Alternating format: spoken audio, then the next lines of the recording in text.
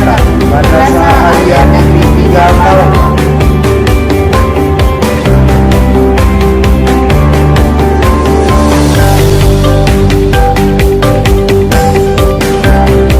Assalamualaikum warahmatullahi wabarakatuh.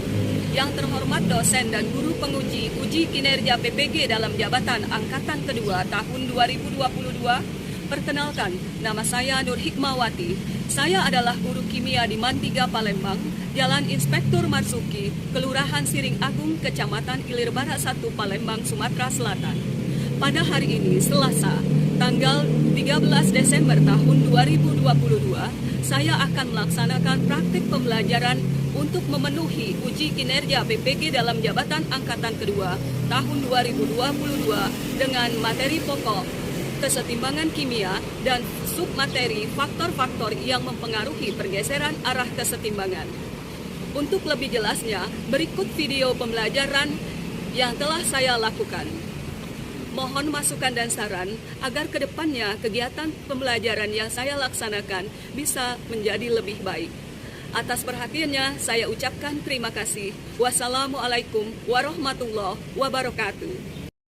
Bismillahirrahmanirrahim. Assalamualaikum warahmatullahi wabarakatuh. Waalaikumsalam warahmatullahi wabarakatuh. Bagaimana kabar kalian hari ini? Alhamdulillah baik. Oke, alhamdulillah semua dalam keadaan baik saja.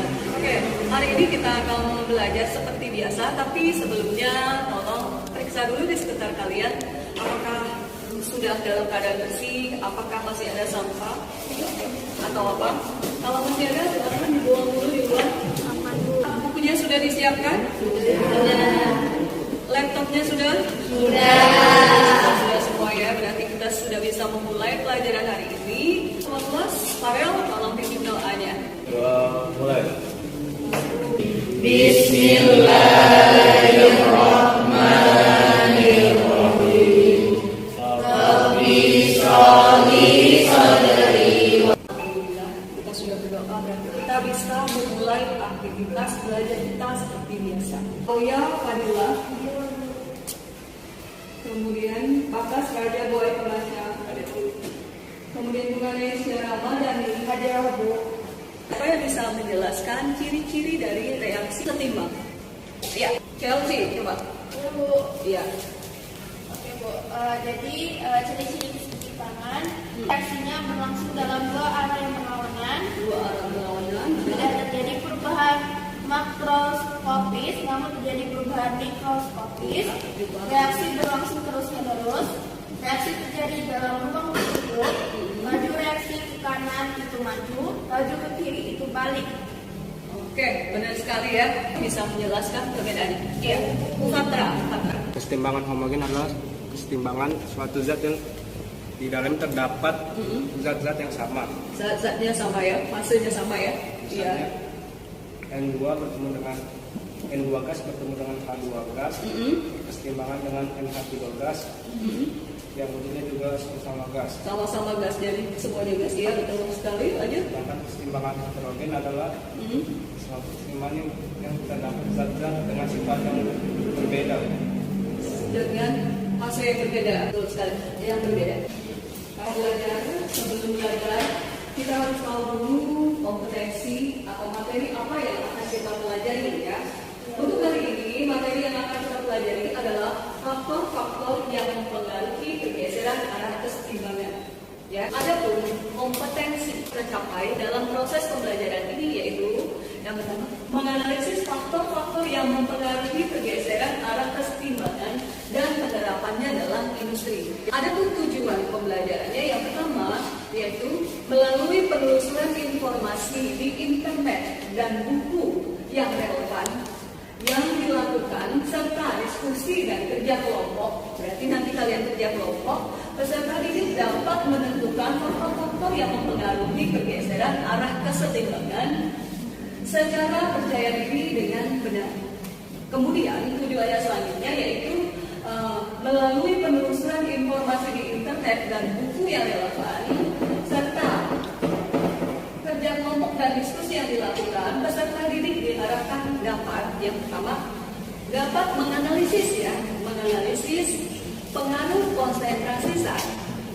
Kemudian pengaruh suhu, pengaruh tekanan dan volume terhadap arah pergeseran kesetimbangan secara tanggung jawab dan tepat. Nah, yang terakhir, tujuan pembelajaran kita adalah melalui penelusuran informasi di internet dan buku yang relevan, serta diskusi dan kerja kelompok, peserta didik dapat menjelaskan. Nah, di sini dapat menjelaskan ya, dapat menjelaskan penerapan faktor-faktor yang mempengaruhi. Ini tujuannya. Jadi nanti saya bagi LKPD di situ ada tujuan pembelajarannya. Nah, sekarang manfaatnya. Kenapa kita belajar tentang faktor-faktor yang mempengaruhi pergeseran arah kesetimbangan? Karena dalam kehidupan sehari-hari kita tidak terlepas dari proses kesetimbangan ini.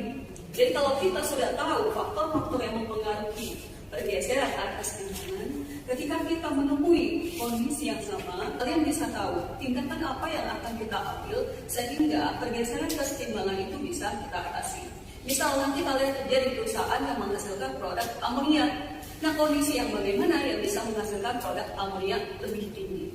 Ya, di situ maksudnya. Atau pada proses-proses lainnya. Kalian sudah siap dibagikan soal pretest. Itu kayaknya semalam kan sudah belajar. Akhirnya paling tidak sudah ada awal. Perlukan adalah kejujuran kalian. Semua sudah dapat? Kalau sudah dapat, silakan dikerjakan. Waktunya 5 menit dari sekarang. 5 menit ya.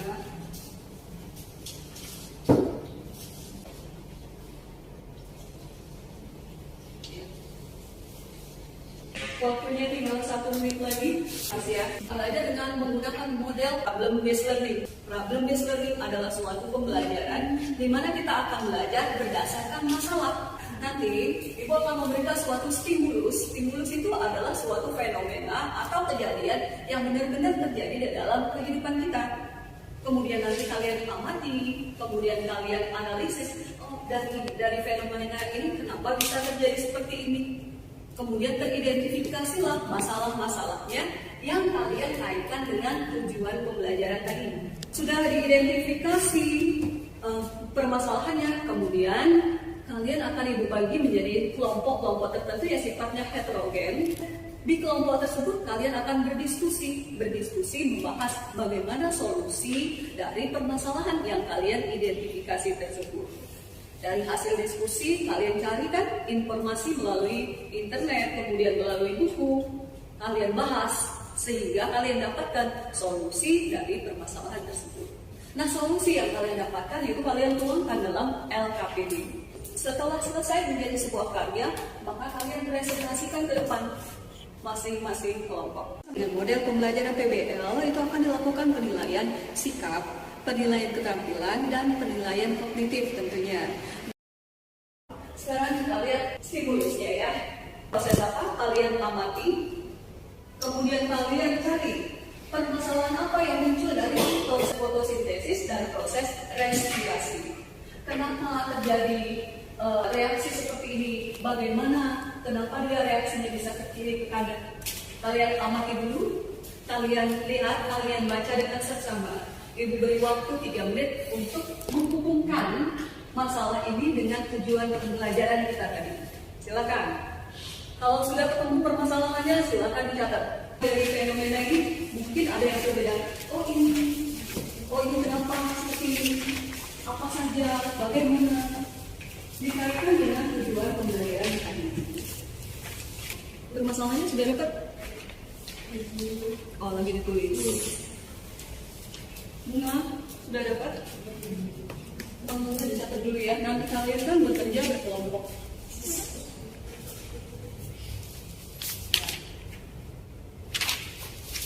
Sudah diamati?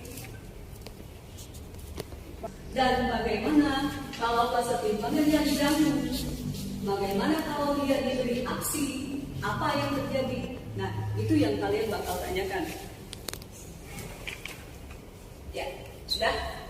Sekarang silakan ke kelompok-kelompoknya yang sudah dibagi kemarin. Silakan berpindah tempat.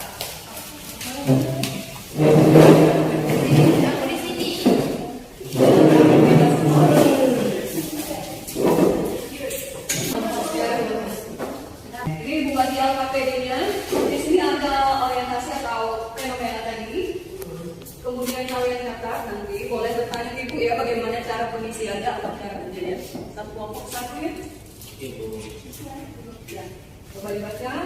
Tadi permasalahan tadi kalian tuliskan pada LKPD di sini ya. Kalian cari informasi melalui website atau browsing di internet ataupun melalui buku. Punya buku cetak kan? Punya. Ya, silakan dibaca. Udah ditulis. Sudah juga Bu. Coba boleh dilihat dulu.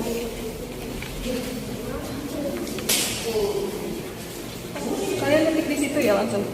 Oh iya iya. Lanjutkannya ya boleh dilihat dulu. Iya, ini. Ini? Oke. Sudah sampai mana? Sampai yang faktor yang dapat Faktor-faktor yang mempengaruhi pergeseran keseimbangan. Itu sumbernya dari buku atau internet kalian? ada buku, ada dalam internet. Oh, jadi kombinasi ya? Iya, Bu. Sambil dipelajari, sambil dipahami ya. Oke. Iya. Nah, yang reaksi itu Mel. Belum yang ini yang pertama sekali Bu. Iya, coba lihat. Oke, dari sistem satu indikator. Nah, iya, yang itu. Nah, Oke. di situ apa? Dalam arah. Dalam arah Ya, kamu cari pakai HP? yang berlawanan dengan sama.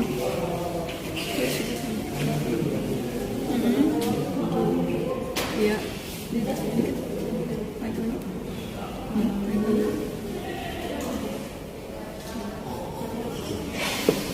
Apa permasalahan yang pertama itu? Apa saja yang mempengaruhi pergeseran arah kesetimbangan?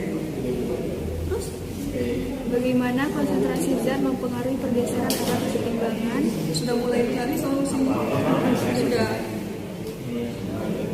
Jadi itu semua permasalahan yang kalian tuliskan itu harus kalian cari permasalahan yang kalian menemukan masalah kalian yang mencari solusinya. Supaya apa?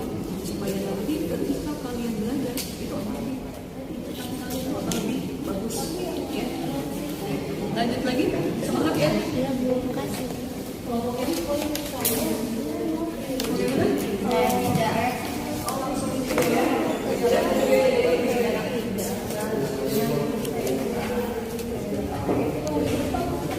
Coba lihat permasalahannya. Permasalahannya apa? Ini lebih banyak ide dari siapa ya? Dari keseimbangan reaksi. Yang kedua, bagaimana konsentrasi zat, suhu sistem, tekanan volume mempengaruhi pergeseran arah keseimbangan. Yang ketiga, bagaimana keseimbangan dalam proses pembuatan amonia dengan prinsip Haber-Bosch. Oh, nanti kalian ambil kasus untuk amonia ya. Oke, bagus lah. Itu pertanyaan itu semuanya harus kalian cari jawabannya. Bisa lewat browsing di internet. Kalian kan punya HP, punya laptop juga. Di buku juga kalian ada waktu kalian presentasi ke depannya. Baik Bu, kalau ada pertanyaan boleh ditanyakan ya. Tapi jangan nanya jawaban dari pertanyaan kalian. Oke, oke semangat ya. Bagaimana sudah sampai mana nih? Yang ini ketik, yang ini nyatet. Bagi apa? Coba ibu lihat.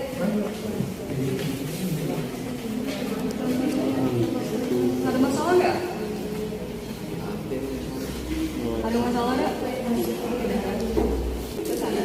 Perlawanan arah ya. Positif berarti negatif. Nanti kayaknya kalian siap ya? Siap mental, harus siap juga dengan pertanyaan yang kalian jawab ini harus kalian bertanggung jawabkan. Kenapa kalian pilih itu jawabannya? Ya? Oke. Lanjut lagi.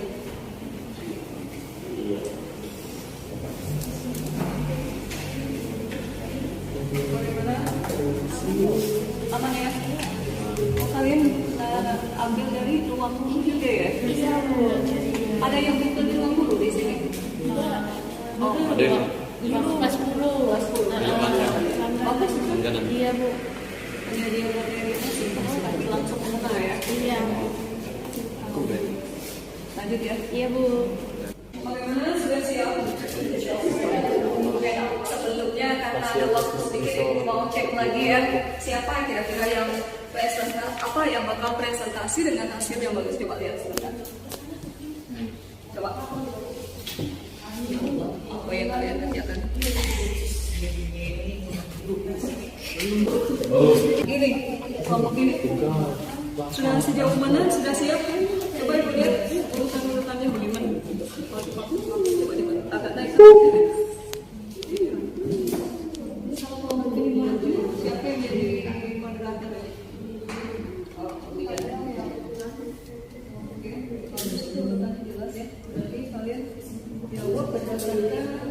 identifikasi masalah ya. Sudah. Siapa yang bakal jadi apa ya? Pembawa materi? Oh, iya. Kelompok kalian nanti maju ya. Oke, ini selesaikan dulu ya. Yang ini sudah selesai. Oke, pelan-pelan mau baca dulu kalau ada yang sudah ya. Apa yang berat suhu, berat suhu tekanan. Kecil-kecil ya. Iya, Yang apa itu kecil-kecil? Oh, yang kecil ada yang kecil. Oh iya, jadi mudah ya. Iya, Bu. Siapa yang punya ide atau siapa yang menemukan tadi? Semuanya, Bu. Kan kita kerja sama tim Oke, juga. bagus ya. Oke, Ibu. Semangat. Kalian nanti maju ya. Baik. Iya, Maju ya. Oke, semangat ya. Persiapkan. Oke, waktu kita. Assalamualaikum warahmatullahi wabarakatuh. Waalaikumsalam warahmatullahi wabarakatuh. Perkenalkan, kami dari kelompok 3. Di sini kami akan menjelaskan tentang faktor-faktor yang mempengaruhi pergeseran keseimbangan. Permasalahan yang ditemukan. 2. Bagaimana menghasilkan keseimbangan reaksi? 2. Kondisi optimum pada industri amonia dilakukan pada suhu 600 derajat Celcius dan tekanan ruangan 1000 atm. Baik, kelompok yang ingin bertanya, dipersilakan. Ya, silakan. Oke, kelompok Amal ya. Kalau kalian menjelaskan kepada kami bagaimana pergeseran dari reaksi 2N2 menjadi N2O4 delta H sama dengan min 58,8 kJ. Oh, pengaruh suhu ya terhadap pergeseran kesetimbangan. Pertanyaan nama 2NO2 gas menjadi N2O4 gas dengan reaksi delta H sama dengan min 58,8 kJ. Terlihat di sini Amal, delta H min 58,5 kJ. Yang berarti reaksi itu ke kanan, yaitu ke eksoterm. Nah, untuk menghasilkan N2O4, kita dapat menurunkan atau mengecilkan suatu sistem tersebut. Dengan begitu, maka reaksi akan bergeser ke arah kanan atau ke arah eksoterm. Belerang dioksida dapat direaksi lebih lanjut membentuk belerang trioksida jika dipanaskan dengan oksigen menurut reaksi ketimbangan. 2SO2 gas plus O2 gas menjadi 2SO3 gas. Ke arah manakah keseimbangan akan bergeser jika SO2 diperbesar? Nah, jadi di sini pertanyaan gas yaitu 2SO2 gas plus O2 gas menjadi 2SO3 gas. Nah, jika konsentrasi SO2 itu dinaikkan, maka itu akan bergeser ke sebelah kanan. Nah, maka jika itu bergeser ke sebelah kanan, maka O2 itu berkurang, sedangkan SO3 itu bertambah. SO3.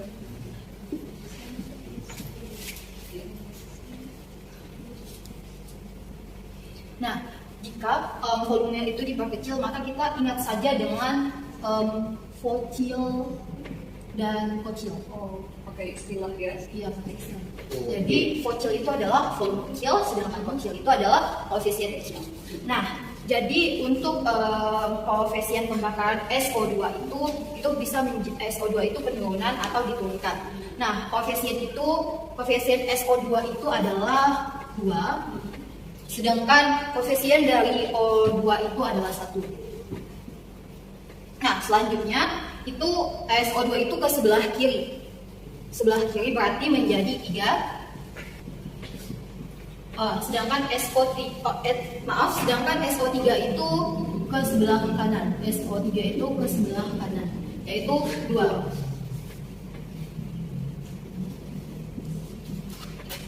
Nah, artinya reaksi itu adalah bergeser ke sebelah kanan atau ke arah SO, sehingga SO2 itu berkurang dan SO3 itu bertambah. Mungkin sih. Ya. Mungkin ada yang ingin bertanya. Arah mana reaksi akan bergeser untuk reaksi BiCl plus H2O menjadi BiCl plus 2HCl?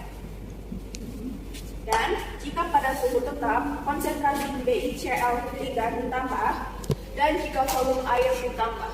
Oke, sekian, terima kasih. Menjawab pertanyaan dari Chelsea, jika konsentrasi pada BiCl ini dinaikkan, maka kesetimbangan akan bergeser ke kanan. Artinya, jumlah konsentrasi pada HCl itu akan bertambah. Selanjutnya, jika air ditambah atau volume diperbesar, maka yang perlu kita ingat yaitu kocil dan kocil, yaitu volume kecil dan koefisien kecil. Jadi, jika volume diperbesar, maka reaksi akan bergeser ke koefisien besar. Selanjutnya, pada BiCl itu memiliki satu koefisien. Selanjutnya, untuk 2HCl itu memiliki koefisiennya 2. Sedangkan untuk H2O dan BiOCl itu tidak dilibatkan karena H2O itu liquid, sedangkan untuk BiOCl itu solid. Jadi, reaksi akan bergeser ke koefisien besar. Ya, silakan Vivi Humaira. Bagaimana yang kita ketahui, faktor yang mempengaruhi keseimbangan itu ada 4, yaitu efek perubahan konsentrasi, efek perubahan suhu, efek perubahan tekanan, dan efek perubahan volume. Nah, jika konsentrasi unsur atau senyawa di salah satu ruas ditambah, keseimbangan akan bergeser ke arah yang berlawanan. Dan jika konsentrasi unsur atau senyawa di salah satu ruas dikurangi, keseimbangan akan bergeser ke arah dirinya sendiri. Misalnya ini, reaksi nitrogen dan hidrogen yang membentuk amonia. Seperti yang kita ketahui, jika suhu dinaikkan atau diturunkan untuk menggeser keseimbangan kimianya, jika suhu dinaikkan, sistem akan berupaya untuk menurunkan kembali suhu menjadi normal dan menghasilkan reaksi eksotermik. Kemudian penerapan keseimbangan dalam industri. Dalam industri yang melibatkan reaksi keseimbangan kimia itu adalah pembuatan amonia NH3 menurut proses Haber-Bosch. Berdasarkan prinsip keseimbangan kondisi yang menentukan yaitu ketuntasan reaksi tekanan atau pembentukan NH3 adalah suhu rendah dan tekanan tinggi. Akan tetapi, reaksi tersebut berlangsung sangat lambat pada suhu rendah, bahkan pada suhu 500 derajat Celcius sekalipun. Di pihak lain, pada reaksi tekanan eksotermik, penambahan suhu akan mengurangi rendemen. Saya dari Selokan kelompok 3 menanyakan pada kelompok 4. Nah, tadi itu kan saya mendengarkan bahwa reaksi kesetimbangan itu merupakan reaksi yang tidak tuntas. Nah, bisa tidak kelompok kalian menjelaskan apa maksud tuntas tadi? Ya. Siapa yang mau menjelaskan? Silakan. Jadi semisalnya nih, A ditambah B akan menghasilkan C. Maka laju reaksi A ditambah B akan membentuk larutan C.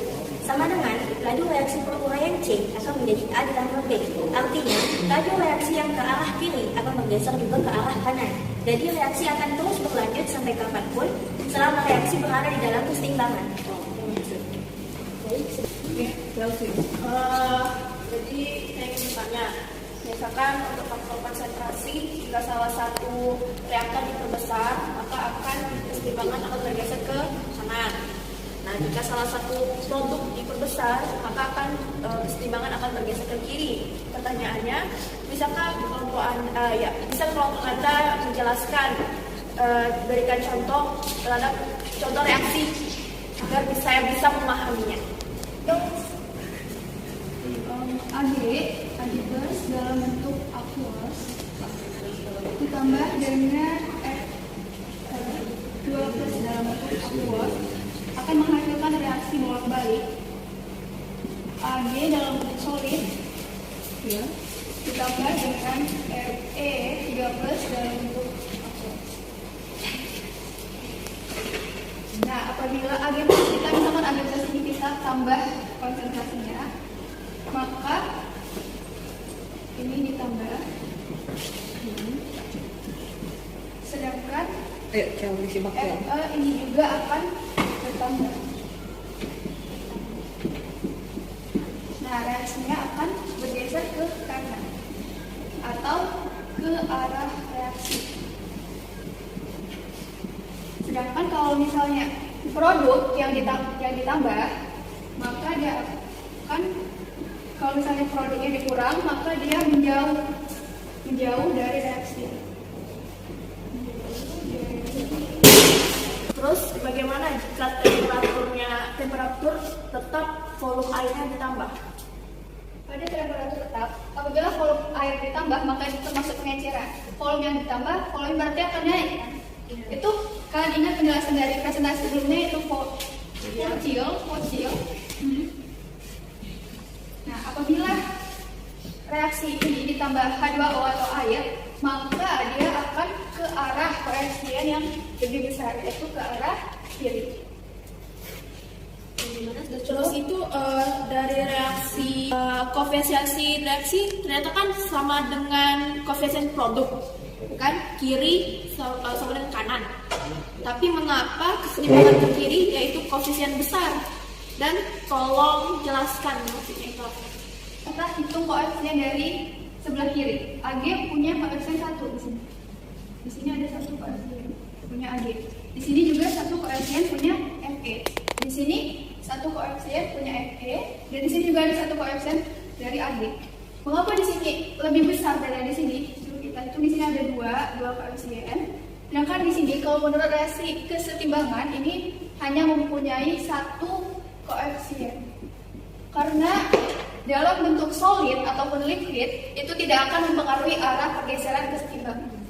Duta, silakan. Oh iya, di sini saya ingin menanyakan tentang tekanan atau volume terhadap pergeseran arah kesetimbangan. Nah, setahu saya penambahan tekanan atau memperkecil volume dapat mengakibatkan kesetimbangan itu bergeser ke arah koefisien yang kecil. Artinya volume diperkecil dan koefisien menjadi kecil. Nah, bagaimana jika menurut kelompok Anda reaksi kiri sama dengan kanan? Misalnya pada reaksi H2 dalam bentuk gas plus I2 dalam bentuk gas menghasilkan 2HI dalam bentuk gas. Siapa yang mau menjawab? Terima kasih. Oh iya.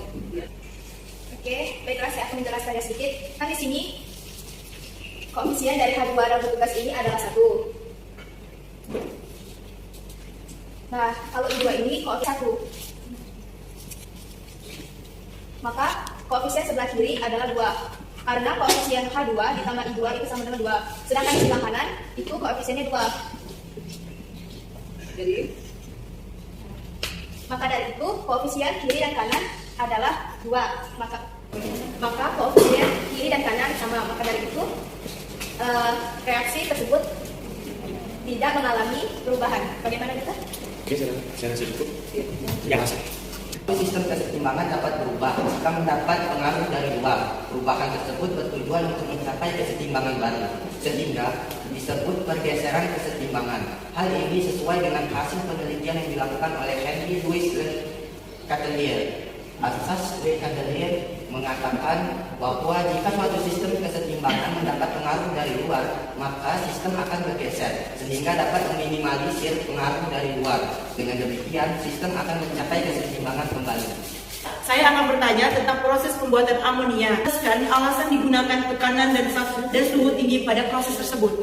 Adalah suhu yang rendah dan tekanan yang tinggi. Akan tetapi reaksi tersebut berlangsung sangat lambat, walaupun dipanaskan dengan suhu 500 derajat Celcius. Sementara karena suhu yang ditingkatkan akan merubah hasil tersebut. Nah, pada awalnya Haber Bosch dilangsungkan pada suhu sekitar 500 derajat dan tekanan 150 sampai 350 atm. Akan tetapi semenjak kemajuannya teknologi, semua itu diubah tekanan yang lebih besar sampai dengan 700 atmosfer. Tanya dengan kelompok Anda. Untuk reaksi CaCO3 menjadi CaCO3 solid menjadi CaO. Oleh saya tadi bahwa untuk menggeser keseimbangan tekanan dapat dilakukan dengan konsentrasi pada CaCO3 dan menambah dan menurunkan tekanan. Nah, sekian presentasi dari kami. Apabila kami ada salah kata, mohon dimaafkan. Wassalamualaikum warahmatullahi wabarakatuh.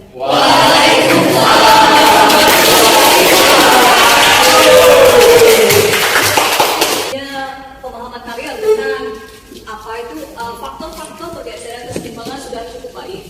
Namun ada baiknya kita simak dulu video ini. Tercapai akan terbentuklah suatu larutan yang berwarna merah yang berasal dari reaksi antara FeNO3 kali dengan KSCN. Sekarang kita lihat ilustrasinya. Warna merah, apa yang akan terjadi? Kita lihat ya perubahannya. Ternyata setelah ditambah dengan FeNO3 3 kali, maka larutan pun berubah menjadi lebih pekat. Warna merah bertambah pekat. Artinya berdasarkan warna, maka reaksi bergeser ke arah kanan. Hal ini pun sesuai dengan azas Lehatier bahwa penambahan FeNO3 3 kali usia ilustrasi reaksi antara N2 ditambah 3 hal yang menghasilkan 2 NH3. Perhatikan koefisien di sebelah kiri, N2 koefisiennya 1, sementara H2 koefisiennya 3. Dari total koefisien N2 itu adalah 4. Sementara sebelah kanan hanya ada NH3 dan koefisien 2. Nah, pada pemberian tekanan atau menurunkan volume itu mengakibatkan reaksi akan bergeser ke koefisien yang lebih. Bagaimana cara memperhatikan faktor-faktor yang mempengaruhi keseimbangan? Faktor tersebut adalah konsentrasi, suhu, tekanan, volume, dan katalis. Hal ini kalau jumlah mol reaksi lebih besar daripada jumlah mol hasil reaksi.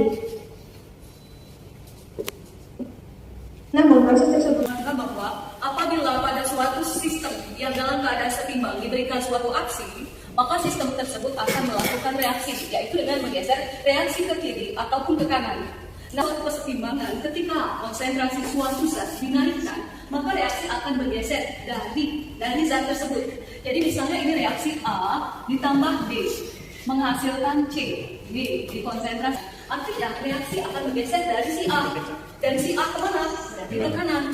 Ya, meningkatkan suhu, jika T dinaikkan, meningkatkan suhu itu artinya menambah kalor atau menambah panas. Ya, kalau kalor ditambah berarti sistem menyerap kalor tersebut. Kalau sistem menyerap kalor tersebut artinya reaksi peningkatan suhu mengakibatkan pergeseran ke arah mana?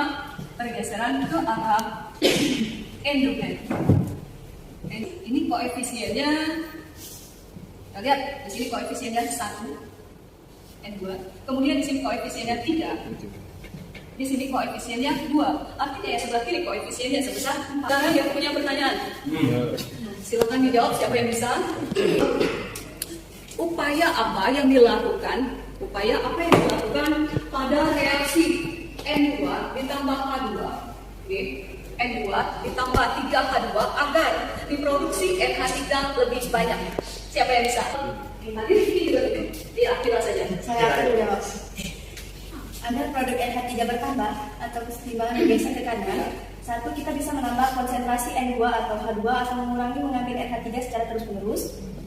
2, karena reaksi bersifat exotherm, maka kita dapat menurunkan suatu sistem. 3, kita juga dapat menaikkan tekanan karena dari reaksi terlibat koefisien reaksi ke hasil reaksi. Begitu ya. Danang. Oke, karena mereka itu mengakibatkan faktor bertambah. Dengan demikian sistem akan menyerap. Jadi yang dijawab Danang tadi sudah benar ya. Oke. Siapa yang bisa menyimpulkan? Ibu minta tolong Dio saja ya. Yang mempengaruhi ya pergeseran. Yang pertama itu konsentrasi. Jika konsentrasi zat ditingkatkan, maka kesetimbangan akan bergeser dari arah zat tersebut. Jika diturunkan, maka kesetimbangan akan bergeser ke arah zat tersebut. Iya, betul. Yang kedua itu suhu. Suhu bagaimana dengan suhu? Suhu sistem jika ditingkatkan, maka kesetimbangan bergeser ke arah isoter. Iya, jika diturunkan, bergeser ke arah eksoter. Betul sekali. Jika itu tekanan dan volume. Ya, tekanan dan volume bagaimana? Dalam hal ini, tekanan berbanding terbalik dengan volume. Kita ingat kocil. Ya. Jika volume diperkecil, maka keseimbangan bergeser ke arah koefisien lebih kecil. Begitu ya?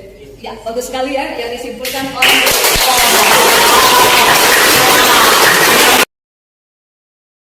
sebelum kita menutup pembelajaran, Ibu pengen melakukan post test pada kalian. Tolong nih.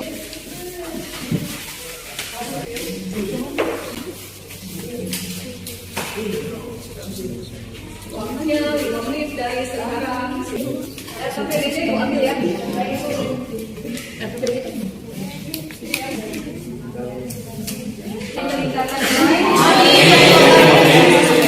Oke, sebelum kita tutup pembelajaran hari ini, Ibu minta salah satu dari kalian melakukan refleksi dari pembelajaran proses PBL hari ini. Model PBL. Ibu minta Lutfi ya. Ya. Silakan Lutfi ya, refleksi. Dari mana perasaan saya saat menjalani pembelajaran ini karena dengan cara kami mencari informasinya, jadi informasinya tidak terbatas hanya terfokus pada buku tulis saja, kami juga bisa browsing di internet. Jadi informasi yang kami dapat itu bervariasi, sehingga wawasan kami tentang ilmu yang kami cari itu bertambah. Dan juga adanya forum diskusi dan sesi presentasi itu menambah wawasan kami, memberikan pendapat yang berbeda, sehingga wawasan kami juga dapat bertambah. Pada saat presentasi, jadi melalui pembelajaran problem based learning ini, ilmu yang kami dapat lebih nempel dan lebih bekas. Jadi mudah kami ingat karena kami sendiri yang mencari informasi, mencari permasalahan, dan kami juga yang mencari solusinya. Iya, bagus sekali. Terus, apakah kami memahami pembelajaran hari ini? Alhamdulillah. Sepertinya semua orang paham tentang pelajaran hari ini. Menurut kami paling suka dari pembelajaran ini yaitu pada saat presentasi. Karena pada saat forum diskusi mungkin ada beberapa soal yang belum kami tahu jawabannya. Pada saat presentasi kita bisa bertukar pikiran terhadap kelompok lain. Ya, jadi terus mungkin saran dari kami untuk pembelajaran ini, mungkin pada materi-materi selanjutnya cara pembelajaran problem based learning ini juga bisa diulang kembali. Ingat kami akan lebih nempel lagi, mencari informasinya sendiri, permasalahannya sendiri, solusinya sendiri, dengan dibantu oleh ibu guru tentunya. Kemudian itu saja. Terus untuk teman-teman yang sudah melakukan presentasi hari ini, terima kasih atas telah belajar dengan sungguh-sungguh dan proses ini bisa benar-benar ya seperti yang dikatakan Lutfia tadi bahwa apa yang kita pelajari hari ini benar-benar nempel dan di buku kalian halaman 100 berapa? Di pemahaman halaman 161. Jadi ini dikumpul pada pertemuan selanjutnya. Oke. Untuk hari ini cukup sekian pertemuan kita. Tolong tetap semangat apapun yang terjadi. Jangan pernah malas belajar karena sebagaimana kata ulama akan bahwa jika kalian bermalas-malasan hari ini, maka siap-siaplah untuk menuai hari tua yang tidak menyenangkan. Cukup sekian hari ini. Doa tolong karya. Allahumma wa bihamdika asyhadu an la ilaha illa anta. Sekian pelajaran hari ini tentang faktor-faktor yang mempengaruhi pergeseran arah kesetimbangan dengan metode PBL. Kita ketemu lagi pada kesempatan yang akan datang. Wassalamualaikum warahmatullahi wabarakatuh. Waalaikumsalam